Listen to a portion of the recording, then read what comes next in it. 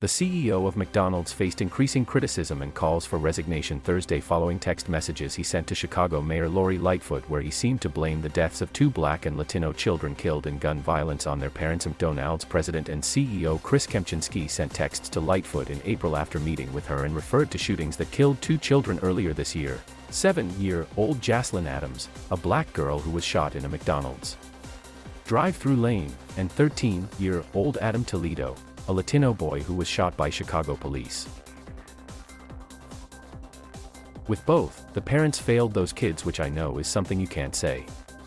Even harder to fix, Kempczinski wrote. The exchange was made public on social media late last month following a Freedom of Information Act request from Michael Kessler, an American activist living in Canada, who said he was looking into an Oregon police matter and working with Chicago-based transparency group Lucy Parsons Lab. Chicago organizations have been protesting for days, saying the messages were racist, ignorant and out of touch. Jaslyn Adams' mother has demanded an apology from the CEO, who is white.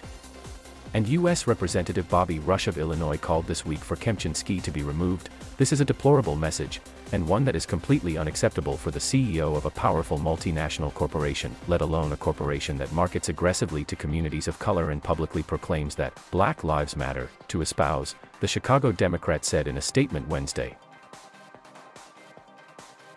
A coalition of community groups amplified their demand for Kempczinski to resign Thursday by protesting outside the McDonald's where Jaslyn Adams was killed. The coalition, which called attention to other racial discrimination complaints the company has faced, called on the fast food giant to create a $200 million fund over 4 years to improve life in Chicago, among other things. The group included immigrant rights activists, labor groups, and churches.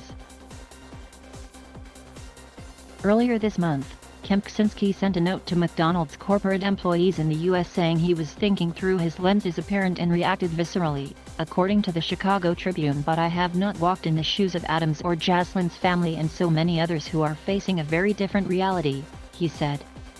Not taking the time to think about this from their viewpoint was wrong, and lacked the empathy and compassion I feel for these families. This is a lesson that I will carry with me.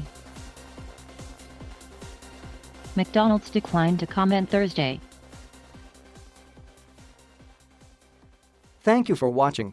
Please subscribe